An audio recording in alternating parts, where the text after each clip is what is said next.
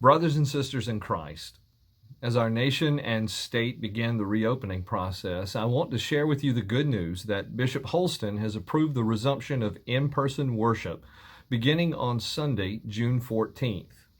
Now, before I tell you more about what we plan to do on that date specifically and throughout the summer here at Simpsonville United Methodist Church, I want to say a little bit more about why and how that plan was formulated.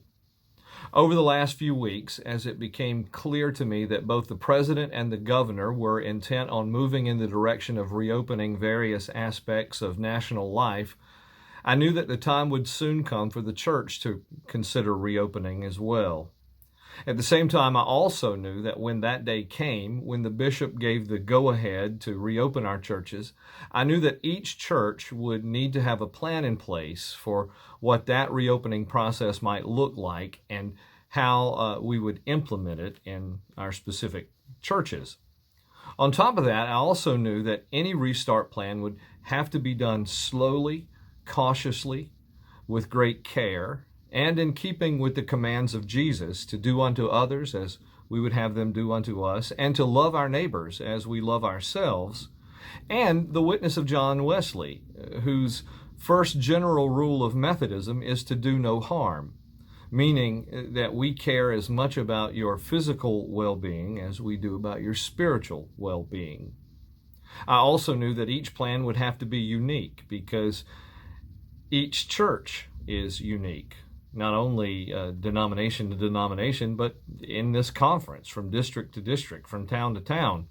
It's unique in regards to size, age, space, resources, even what county a church might be in, due to the fact that certain counties in South Carolina are considered hot spots for the coronavirus, such as, unfortunately, Greenville County is.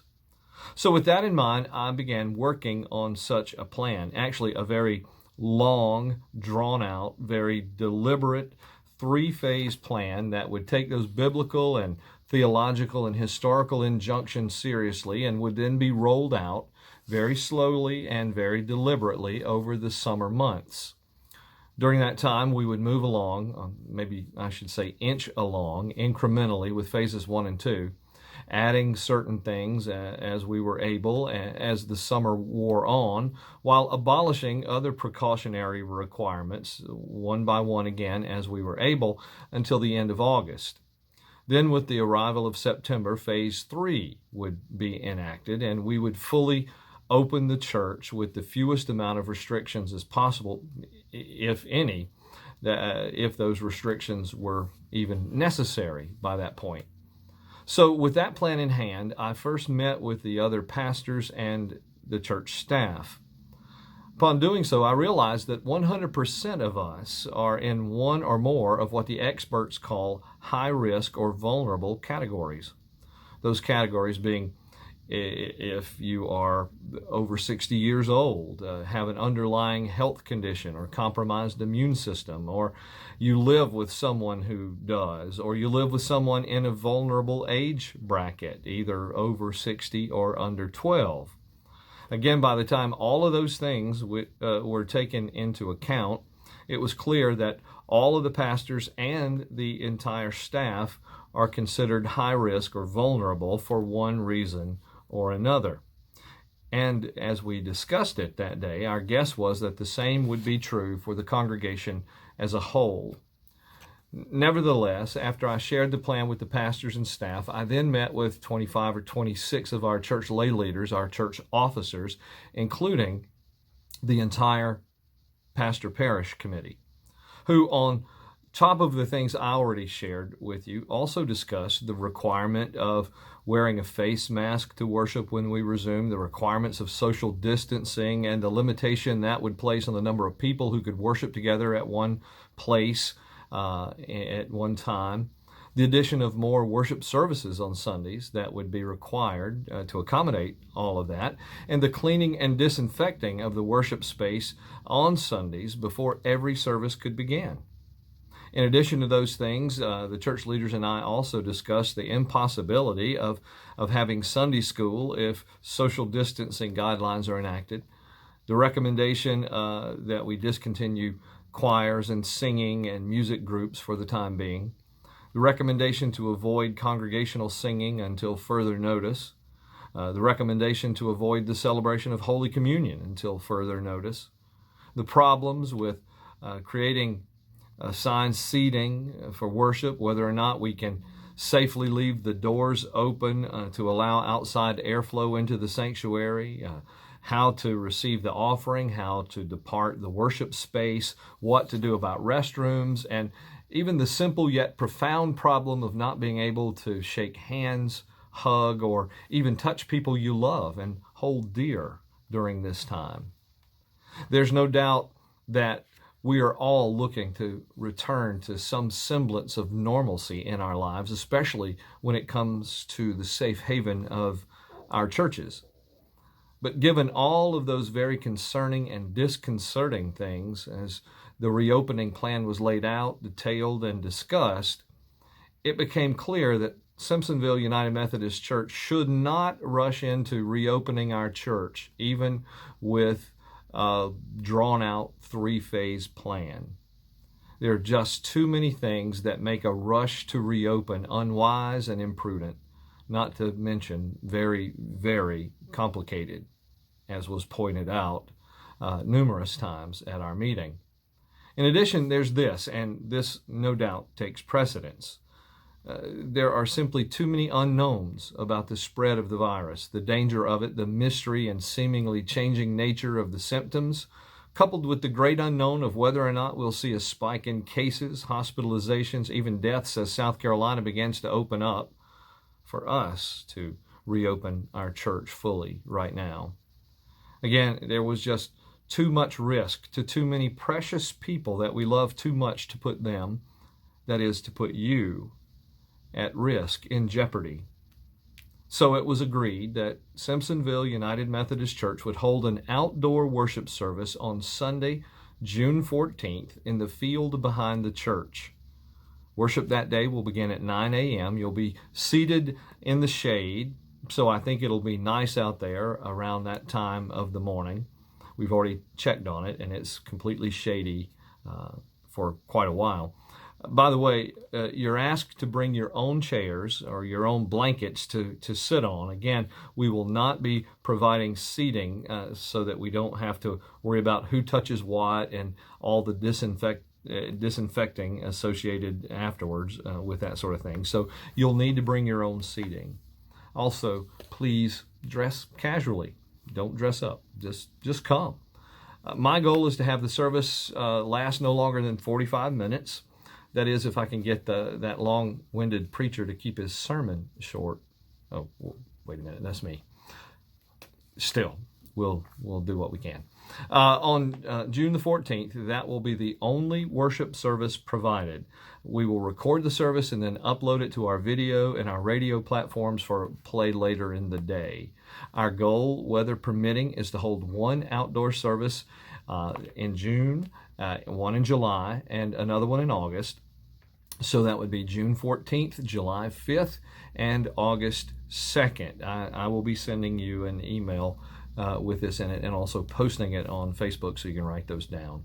The worship service on all the other Sundays in June, July, and August will be recorded on Saturdays for playback on Sundays. That's what we're doing right now. Then if all goes well, our intention is to essentially skip phases 1 and 2 and jump right into phase 3 and fully reopen the church on Sunday, September the 6th. Over the summer, in addition to our Sunday service, we will continue providing online Bible study and devotional content, although what we offer next month may be different than what we're offering this month. So just keep watching, paying attention. This will be different because normally we sort of take the summer off when it comes to these things, but as they keep reminding us everywhere we turn, this is the new normal. And also, I continue to be amazed at the vast number of people that we're reaching. We're actually reaching far more people with the good news of Jesus Christ since this pandemic started than we've ever done before. So we'll continue doing that in some way.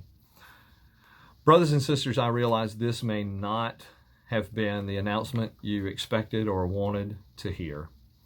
I'm sure some of you might be saying that we're not moving fast enough, while others might be saying that even with all of these precautions, we're still moving too fast. But please understand that our main concern in reaching this decision, apart from our main concern of worshiping the Lord our God and proclaiming the gospel of Jesus Christ, our main concern was and is you, your safety, your health, your well-being, and the safety, health, and well-being of those you love. So this is our plan for now. But if we've learned nothing else through this pandemic, we've learned this, that everything is fluid and nothing should be considered written in stone. Which is to say that while this is our plan, I repeat, this is our plan for going forward and reopening the church, I pledge to meet regularly with the other pastors and my staff and our church leaders to reevaluate this restart plan and to see if adjustments need to be made along the way. Whatever the case may be, I will keep you apprised of it all by video, by email, and by Facebook post.